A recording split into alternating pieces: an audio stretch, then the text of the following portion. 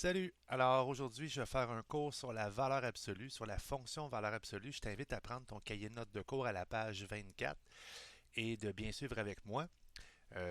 Aussi, étant donné que j'enseigne présentement devant mon écran d'ordinateur, ben ça se peut parfois que j'aille un peu vite. Alors j'invite le suppléant ou la personne en contrôle de l'ordinateur de mettre la vidéo à pause quand ce sera nécessaire. Donc si tu te plains, tu dis hey, il va trop vite, bon, on met le tout à pause et tout va bien. D'ailleurs aussi, le lien de la vidéo sera sur Classroom, donc ça te permettra de revoir le cours indéfiniment si tu veux. Tu sais, à la limite, tu peux le voir un million de fois, puis me procurer des vues, puis faire en sorte que tu t'abonnes aussi à ma page, puis faire en sorte que je fasse l'argent avec ça, puis je redistribuerai l'argent gagné avec tous les élèves. Bon, alors, fonction valeur absolue. On va commencer par parler de la valeur absolue au départ. Fait que la valeur absolue d'un nombre, c'est quoi? C'est sa valeur sans qu'il soit négatif. Le symbole de la valeur absolue, ce sont les deux grandes barres ici que tu vois. Donc, je vais les mettre avec mon crayon marqueur fluo. Les barres verticales, ça signifie la valeur absolue de moins 4 et ça vaut 4. Il faut savoir que la valeur absolue d'un nombre ou d'une expression donne toujours un résultat positif. Souvent, les gens demandent, ouais, mais la valeur absolue, c'est toujours positif? Oui. Donc, exemple, si je fais la valeur absolue de négatif 7, ben ça donne 7. Et si je fais la valeur absolue de 23, ben ça donne 23. Il y a des gens qui pensent à tort que la valeur absolue d'un nombre, ça change le signe. Mais là, on ne parle pas de changer le signe. On parle tout simplement d'avoir une réponse qui est tout simplement positive. Donc, c'est ça la définition de la valeur absolue. Là, on va parler présentement de l'équation d'une fonction valeur absolue. Alors, l'équation d'une fonction valeur absolue, ça ressemble beaucoup visuellement à celle de la forme canonique d'une parabole. Tu sais, une parabole, on se souvient, ça donnait un U. La fonction valeur absolue va donner un grand V.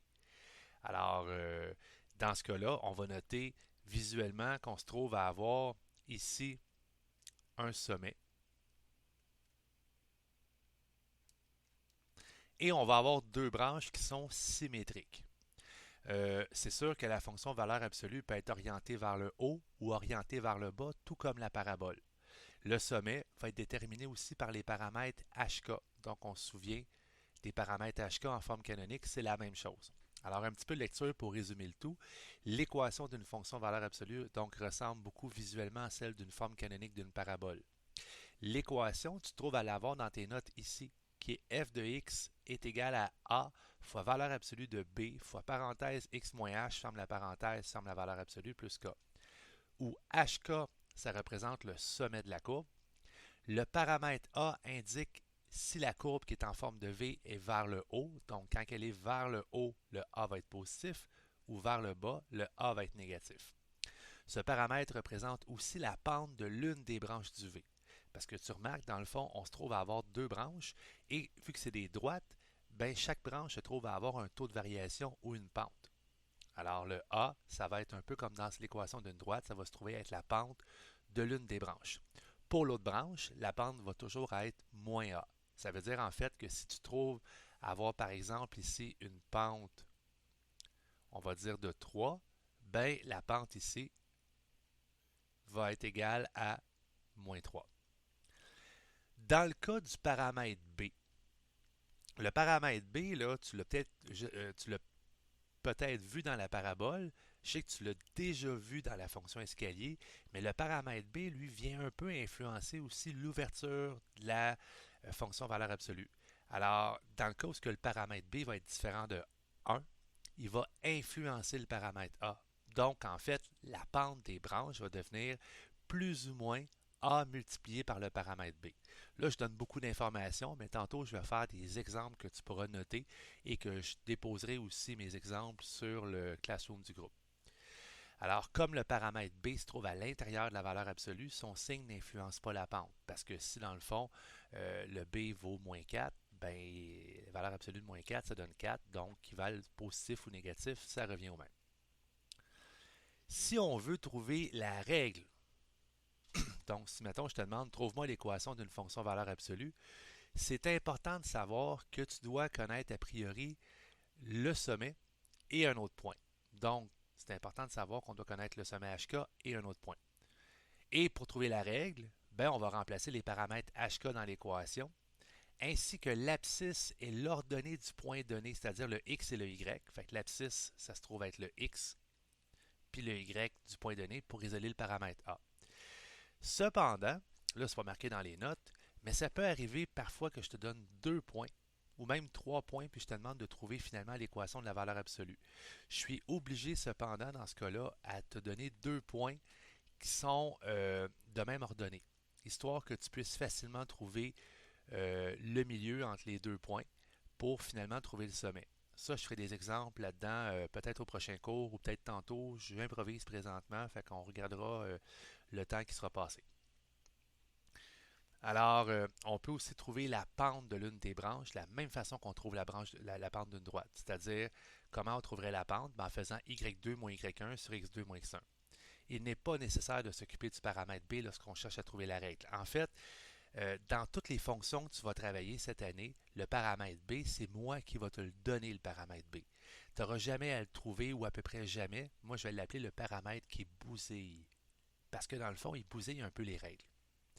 En résumé, une fonction valeur absolue, c'est un peu comme si on était en présence de deux demi-droites qui se croisent à un point. Fait que souviens-toi, en secondaire 4, on donnait des fois des équations de droite, puis on cherchait dans le fond où elles se croisent. Mais la différence là-dedans, c'est que les deux demi-droites sont symétriques par rapport à un axe vertical passant par le sommet. Donc là, ça devient intéressant parce que je suis obligé de te donner deux équations de demi-droite, dont l'une, la pente de l'une, est c'est ça, l'opposé de l'autre. Donc on change le signe.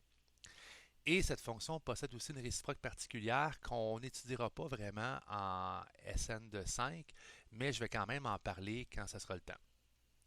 Alors, ici en bas, on se trouve à avoir un exemple qui permet de trouver la règle d'une fonction valeur absolue. Donc, on se fait un exemple, puis j'essaie de le faire visuellement aussi en même temps. Donc, je vais faire un petit dessin dans le bas ici, tu peux quand même bien suivre. Donc, je vais faire un mini-plan cartésien. Alors, mini-plan cartésien. Mettons qu'il n'est pas pire, là, il est pas en tout cas. Alors, soit un point S qui est le sommet à 3,1. Donc, je mets, mettons, un point à peu près à 3,1, mettons ici. Ça, c'est mon point S. Et un point P qui est à moins 1,2. Donc, moins 1,2, mettons ici. Ça, c'est mon point P. Comme je connais le sommet, je remplace les paramètres HK par 3,1. Alors, avant d'aller plus loin, ben, je vais faire une représentation visuelle. Fait que si mon sommet est là, qui est à 3,1, et que mon point P se trouve à être à moins 1,2, j'aurai donc une fonction valeur absolue qui va être quand même pas mal ouverte de cette façon-là. Ça, c'est ma fonction valeur absolue. Fait que j'ai mon sommet, j'ai mon point, je peux trouver la règle. Donc, dans un premier temps, je vais remplacer les paramètres h et k par 3,1. Alors, qu'est-ce que ça va me donner? Ben, ça va me donner que j'ai remplacé hk par 3,1. Donc, ça va me donner f de x est égal à a fois valeur absolue de x moins 3, ferme la valeur absolue, plus 1. Là, présentement, je ne tiens pas compte du paramètre b. Ensuite, je vais remplacer x et y par moins 1 et 2. Fait que ça, dans le fond, moins 1 et 2, ça se trouve être les coordonnées du point. Alors, ça va me donner une belle équation qui est 2 est égal à a fois valeur absolue de moins 1 moins 3, ferme la valeur absolue, plus 1. Mais là, l'intérieur de la valeur absolue, là, je suis capable de calculer ça. Moins 1 moins 3, ben, ça donne moins 4. Et en même temps, je peux envoyer mon plus 1 de l'autre côté de l'équation. Je vais mettre les nombres ensemble, donc je vais faire moins 1 de chaque côté. Alors, je vais me ramasser avec 1, parce que 2 moins 1, ça donne 1, est égal à a fois valeur absolue de moins 4. Et là, ben, la valeur absolue de moins 4, qu'est-ce que ça vaut? Ben, la valeur absolue de moins 4, ça donne 4. Parce que la valeur absolue d'un nombre négatif, ça vaut son opposé.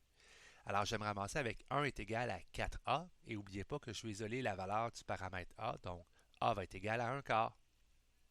L'équation finale, maintenant que j'ai trouvé la valeur du a, qui représente en fait la pente de la demi-droite ici, qui se trouve à être la demi-droite qui est à droite du sommet. Donc, la pente ici est 1 quart.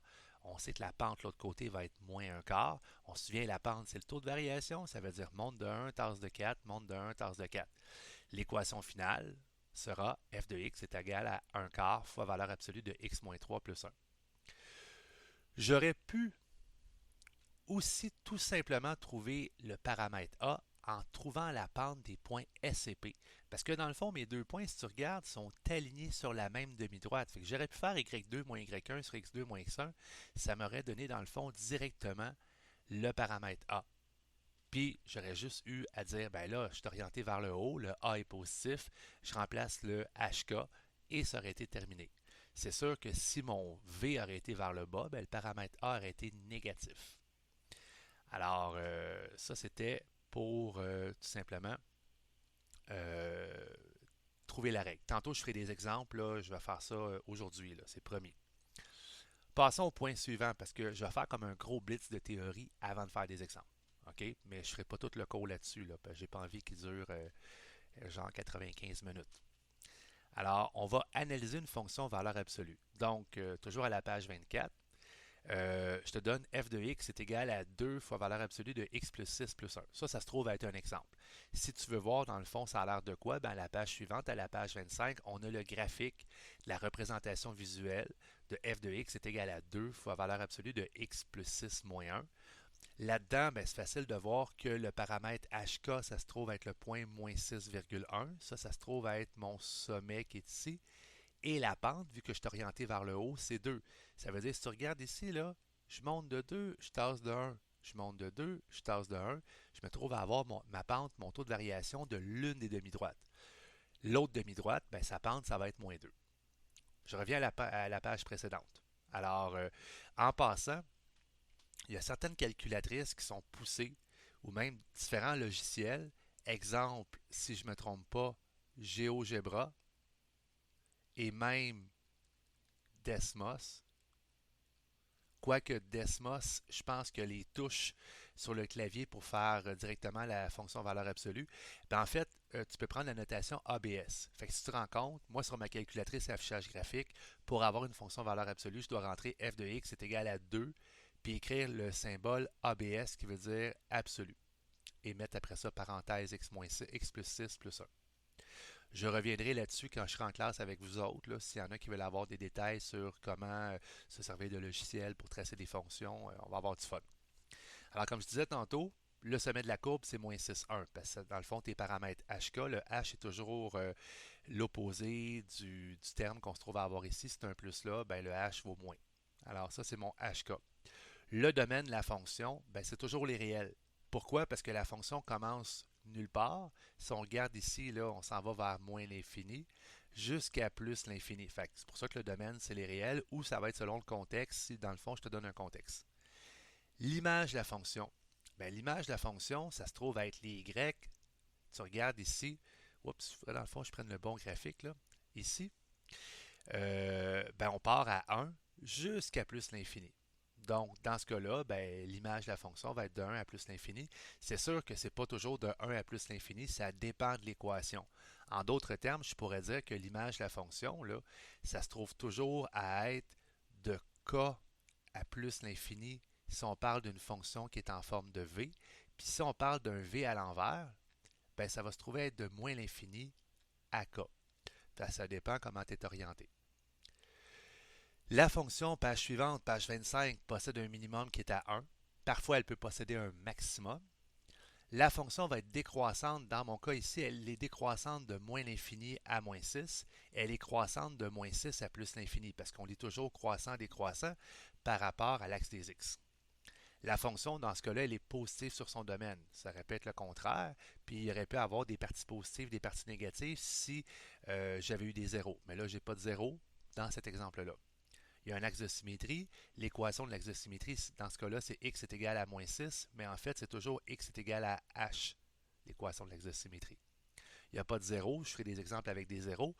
L'ordonnée à l'origine, c'est 13 parce que dans le fond, j'ai tout simplement à remplacer x par 0 puis calculer. Fait que dans ce cas-là, ben, je vais faire 0 plus 6 qui donne 6. Valeur absolue de 6, ça fait 6 fois 2, ça donne 12, plus 1, ça donne 13. La pente, la branche de gauche, c'est moins 2. Celle de la branche de droite, c'est 2.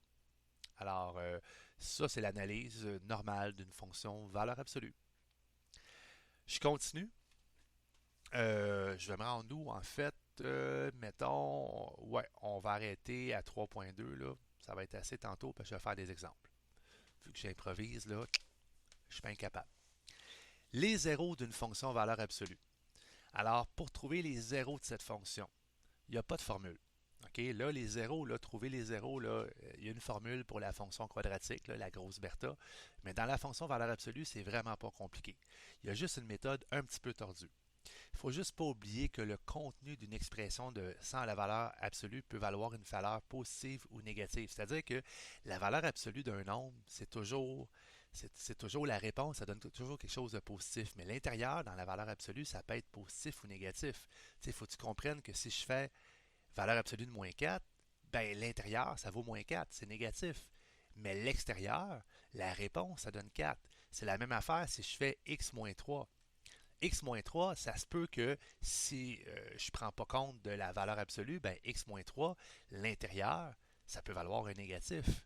Mais la réponse de ça, si je remplace X par n'importe quelle valeur, ben ça va toujours me donner une réponse qui va être positive. C'est pour ça, dans le fond, que la droite a rebondi. Fait que c'est ça. Alors, pour trouver les zéros. Alors, ça, tantôt, je vais faire d'autres exemples aussi.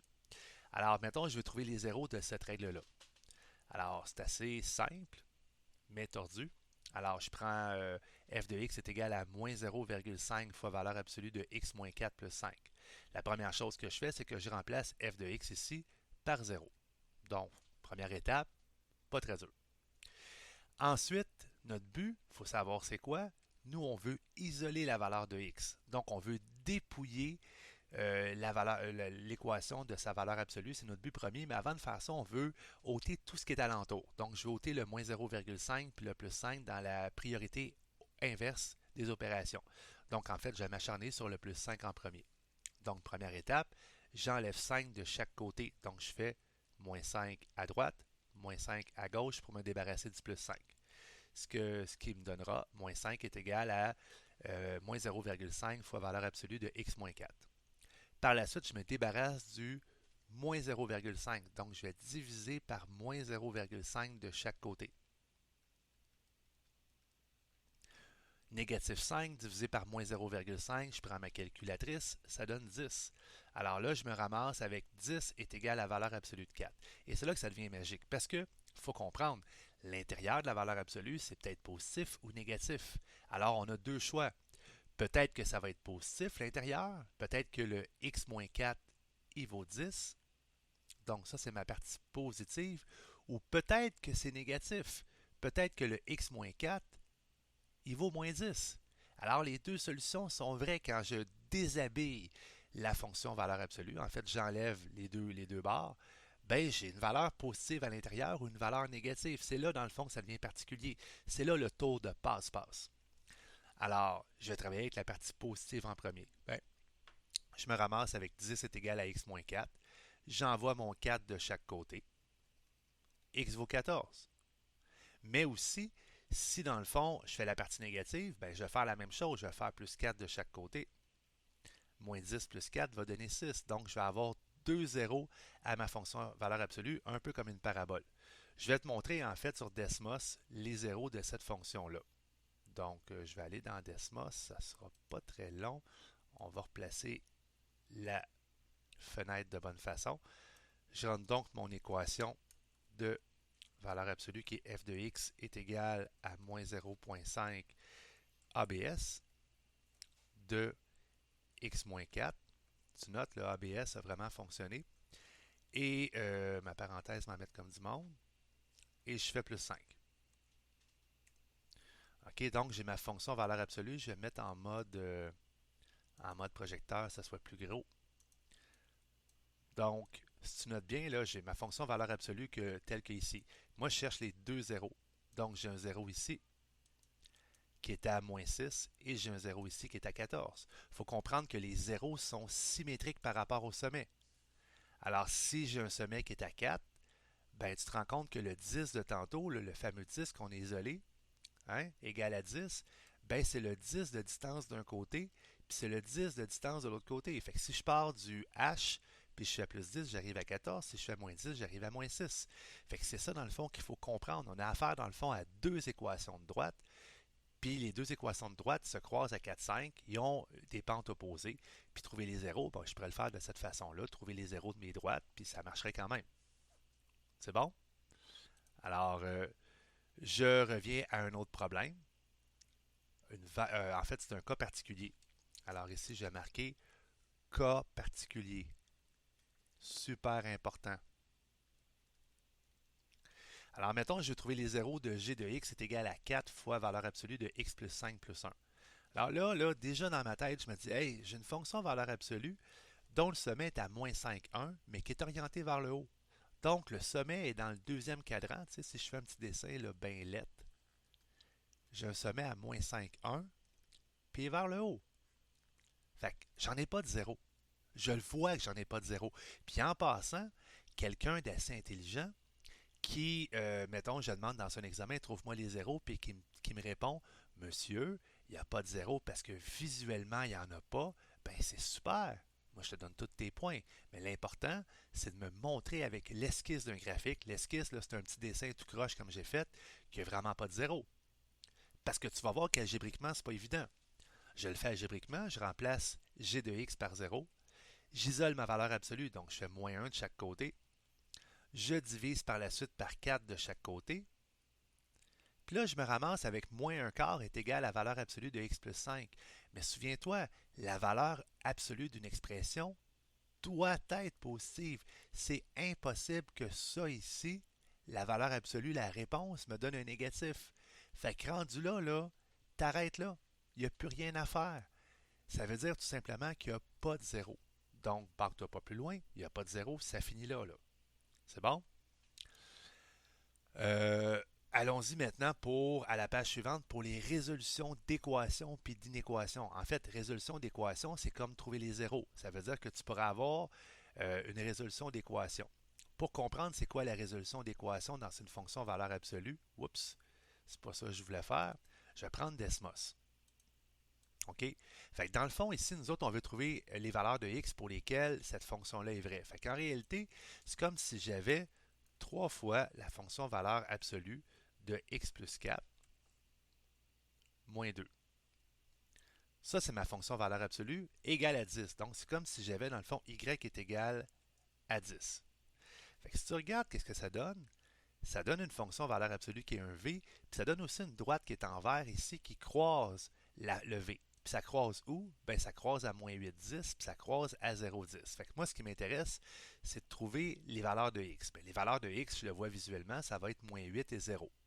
Mais là, maintenant, il faut que je le fasse algébriquement. Parce que si je te demande de faire ça algébriquement, ben, tu peux prendre Desmos dans un travail long, par exemple, pour t'aider à comprendre. Mais ça me prend la démarche algébrique. Ça me l'apprend. Donc, je vais faire ma démarche algébrique. Alors, je résume mon équation. La première chose que je vais faire plus 2 de chaque côté. Donc, j'envoie mon négatif 2 là, de l'autre côté pour isoler la valeur absolue. Par la suite, je divise par 3. Divisé par 3 de chaque côté. Oups, j'écris mal. On va faire un beau 3.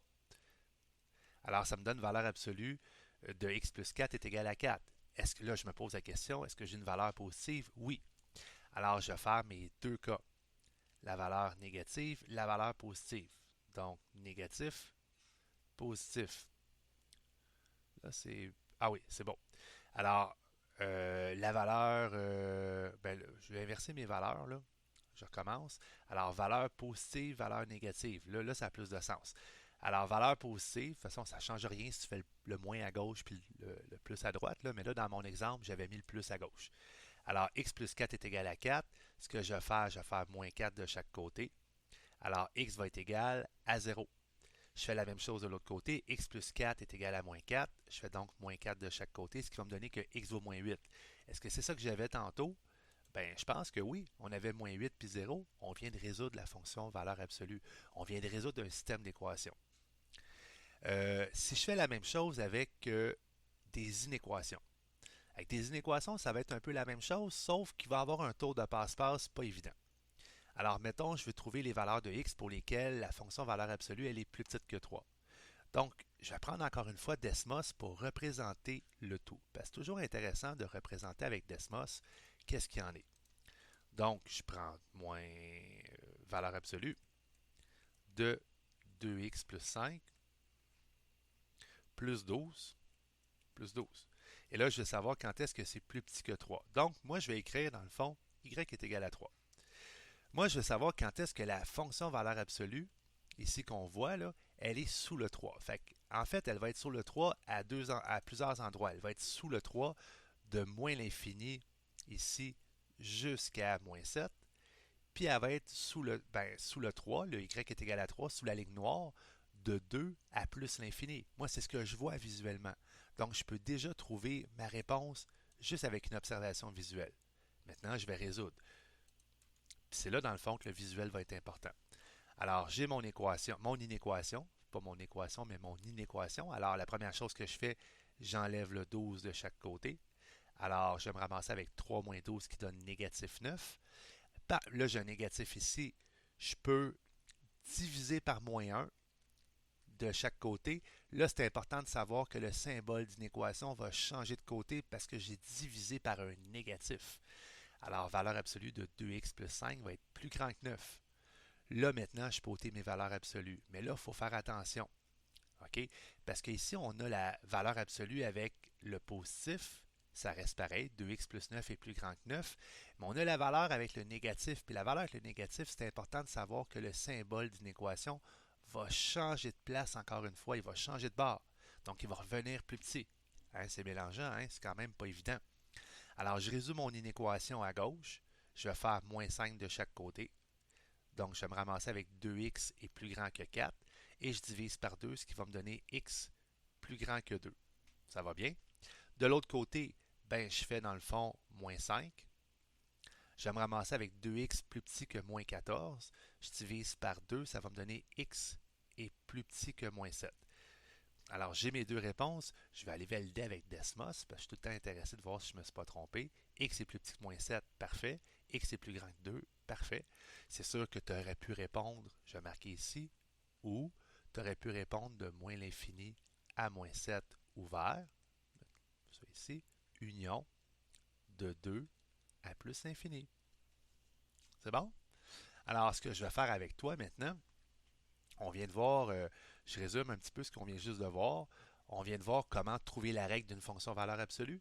On vient de voir c'était quoi la fonction valeur absolue. Donc, je vais faire des exemples de comment trouver la règle, comment aussi identifier l'équation d'une fonction valeur absolue, tout simplement avec le visuel ici. Là. Et je vais faire des exemples de trouver les zéros. C'est bon? Fait que je t'invite à prendre ton cahier de notes de cours pour prendre des exemples en notes. Moi, pendant ce temps-là, je vais partir a new instance, une nouvelle instance de mon logiciel que cette fois-ci, je vais sauvegarder. On va faire un beau background, un beau... je suis pas le seul, là. Fait que c'est ça, arrière-plan, mettons, je vais le faire de façon graphique. On ne met pas ça trop gros. Parfait, on voit encore la face. Allô, tout va bien. Alors, on peut intituler ça, mettons, valeur absolue. Donc, fonction valeur absolue. Alors, première des choses, c'est trouver la règle. Mettons,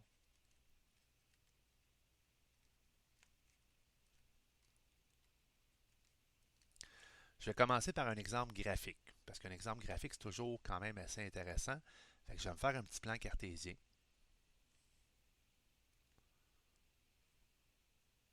Tiens. Puis mettons, je me dessine un peu, pas random, là, mais mettons, je me dessine une fonction valeur absolue qui passe de cette façon-là. Je la fais symétrique pour qu'elle soit super belle. Puis là, ma fonction absolue, là, valeur absolue, mon plan cartésien gradué avec des bonds de 1, là, ça, c'est le point 2, 2, c'est mon sommet. Puis on va dire qu'elle passe par ce point-là ici, qui se trouve être le point 4, moins 4. Hein, ça a-tu l'allure? Tout va bien. Fait que moi, je veux trouver la règle. Je me dis comment je vais faire. Ben, la première chose à faire, c'est d'écrire l'équation de ma fonction valeur absolue. Donc, la fonction valeur absolue, ça se trouve être f de x est égal à a. Là, pour l'instant, le paramètre b, je ne le mets pas là-dedans. Pourquoi je ne le mets pas là-dedans? Parce qu'on s'en fout un peu. On n'a pas besoin de le trouver. Moi, je vais te le donner plutôt la plupart du temps pour te bousiller, puis je revenais là-dessus de façon prochain cours. Donc, a fois valeur absolue de x moins h plus k. Là, je me dis, hey, le hk, c'est 2, 2. Donc, je vais me ramasser avec f de x est égal à a fois x moins 2 plus 2. Là, je me dis, ouais, mais ça passe par le point 4 moins 4. Donc, je vais me ramasser avec moins 4 est égal à A fois valeur absolue de 4 moins 2 plus 2. OK, ça, c'est le XY. Et là, maintenant, je suis capable d'isoler le A. Alors, 4 moins 2, ben, ça donne 2. Alors, ça va me donner 2 fois valeur absolue de 2 plus 2 est égal à moins 4. Ouais, mais là, valeur absolue de 2, ça donne 2. Fait que ça donne 2A. Alors, oups, je suis en train de perdre ma tablette. Moins 4 est égal à 2A plus 2. J'envoie le 2 de l'autre côté, je vais faire moins 2 de chaque côté. Alors, moins 6 est égal à 2A. Je divise par 2. Puis là, le A, il faut qu'il soit négatif, il est orienté vers le bas. Alors, le A va être égal à moins 3. La règle finale, je vais l'écrire ici à côté, ça va se trouver à être f de x est égal à moins 3 fois la valeur absolue de x moins 2 plus 2. Il ne va pas me réécrire un 4 ici, là, on s'en fout. Là. Je veux juste avoir la règle avec le x plus le f de x. Puis là, il faut comprendre comment j'ai fonctionné pour trouver le moins 3 parce qu'on aurait pu le trouver plus facilement. Tu sais, je parle aux élèves des fois qui sont super allumés. Ils auraient pu dire ouais, mais monsieur, est vers le bas, fait que le A est négatif. J'aurais dit ben oui, tu as raison.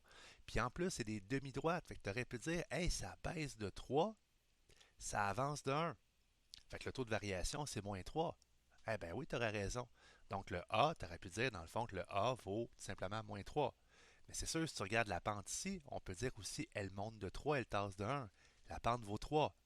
Mais le A, il faut qu'il vaille moins 3 parce que le V est vers le bas. Alors, c'est pas plus dur que ça, trouver la règle. Je vais faire un deuxième exemple un petit peu plus compliqué. Donc ça, c'était mon premier exemple. Hey, j'ai oublié de marquer exemple.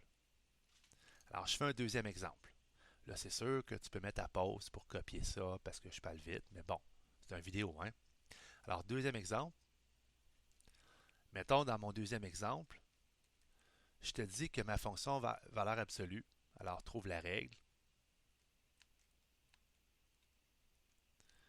Euh, si on connaît 3 points. Oups.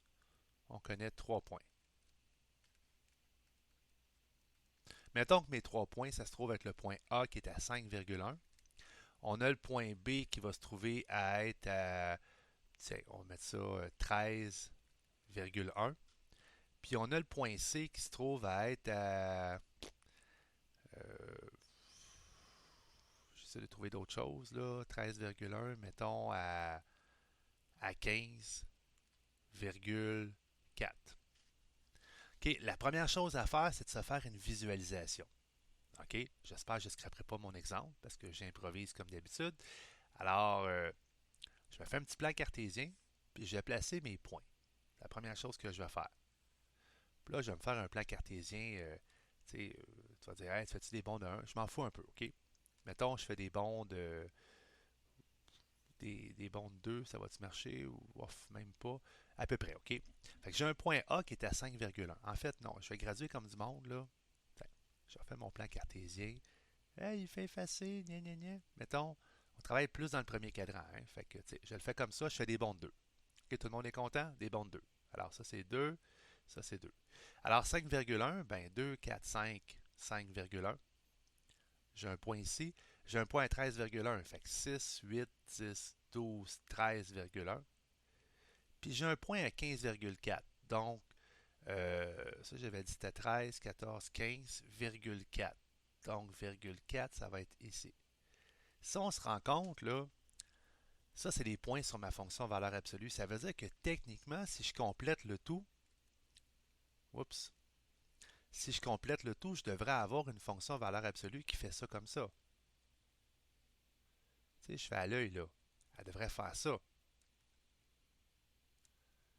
Elle devrait faire un V vers le haut. Puis là, je te note mes points sont où. J'ai un point là, puis un point là. Fait que ça veut dire que le sommet qui est ici va être entre le point A et le point B. Ça va se trouver à être le point milieu du point A et du point B.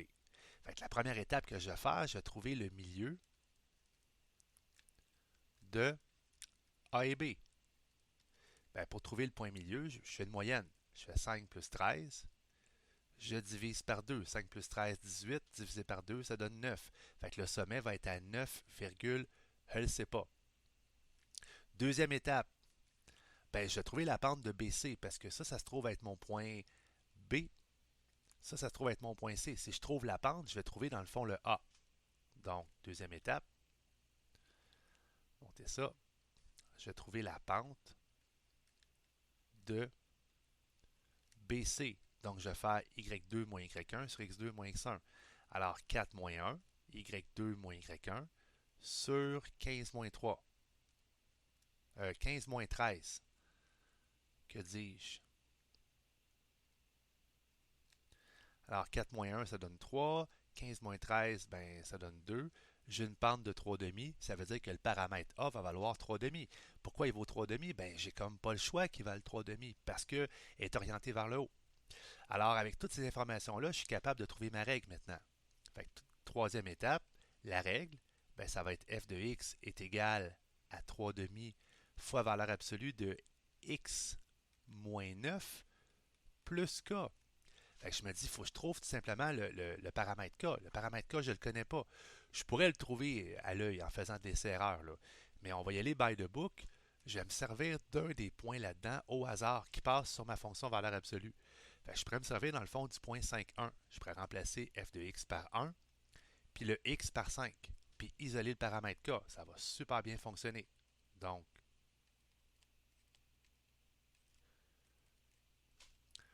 je peux baisser ça un peu. Alors, je isole, ouais. J'isole le paramètre K. Donc, 5 moins 9, ça se trouve à donner moins 4. Valeur absolue de moins 4, ça donne 4. Donc, je me ramasse avec 1 est égal à 3 demi fois 4 plus K. 3 demi fois 4, ben, c'est 3 fois 4, 12 divisé par 2, ça donne 6. Alors, 1 est égal à 6 plus K. Ben, 6 plus quoi qui donne 1? Il faut vraiment que le K vale moins 5. J'aurais pu dire je fais moins 6.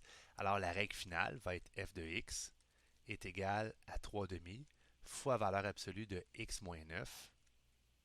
J'écris mal. De x moins 9 moins 5.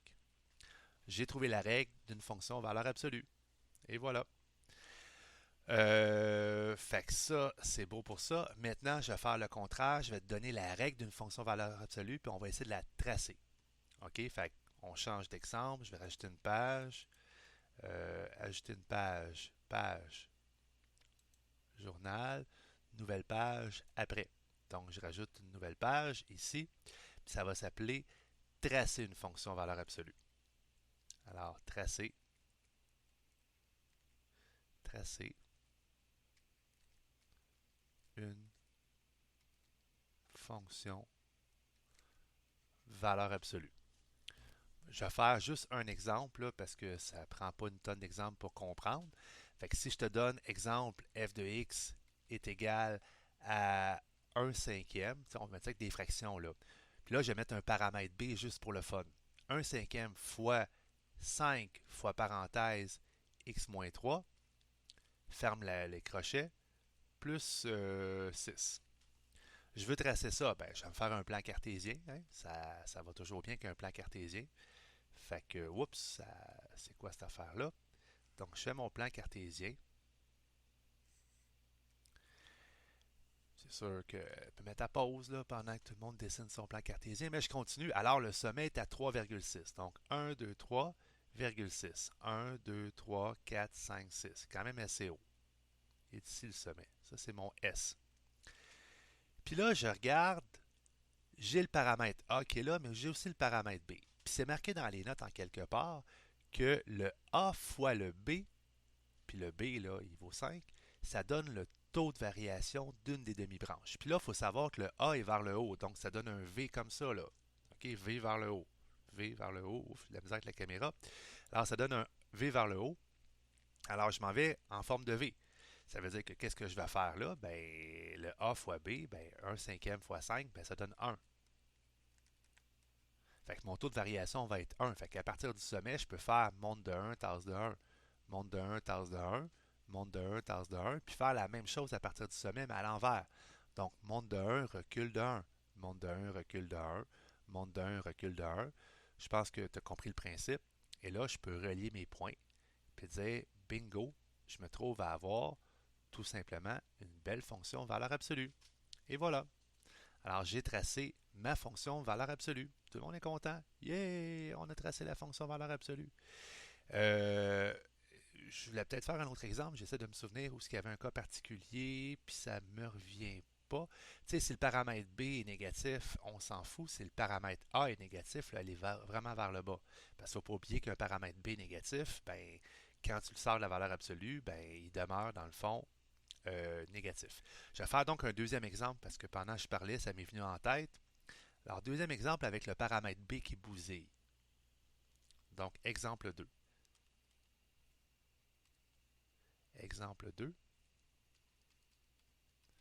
Mettons, je te donne f de x est égal à moins 4 fois valeur absolue de 6x moins 18, ferme la valeur absolue, moins 2.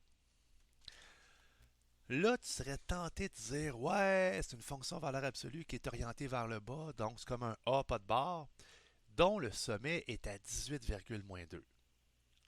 Mais là, j'ai des petites nouvelles pour toi. Le sommet n'est pas à 18,2 parce que le paramètre B qui vaut 6 est bousé le H.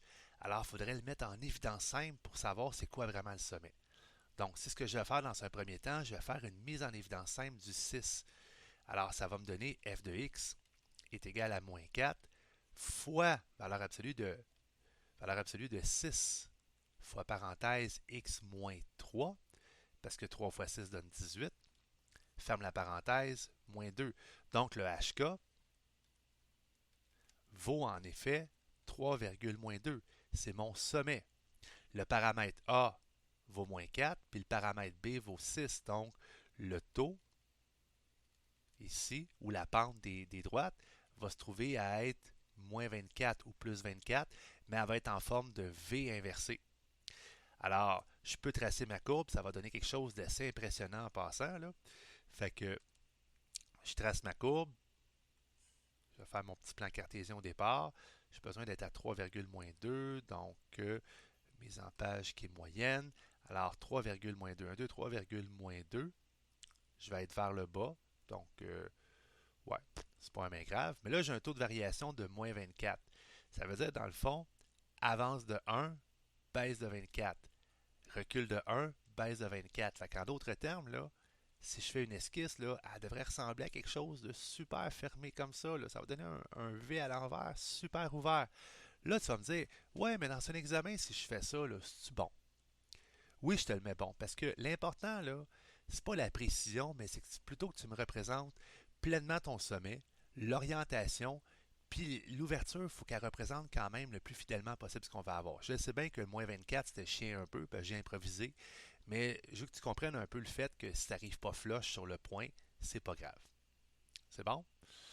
Euh, Fait que ça, c'est un cas particulier, c'est quand le paramètre B bousille. Il me reste dans le fond à voir avec toi quelques résolutions d'équations. En fait, non, je vais plutôt te laisser découvrir ça. Je vais t'inviter à prendre ton cahier d'exercice. Je vais t'indiquer ce que tu es capable de faire dans ton cahier d'exercice avec ce qu'on a vu aujourd'hui, parce que je trouve qu'on a fait quand même, j'ai parlé beaucoup là, puis c'est ça. Fait que je vais rouvrir le cahier d'exercice. J'espère juste que le suppléant va se rendre jusque-là. Oups là, ça va-tu bien? Ouais, on ouvre ça. Alors, j'ouvre mon cahier d'exercice, fichier, annoter le PDF, cahier d'exercice. Oups, c'est déjà dans la scène. Alors, je m'en vais là.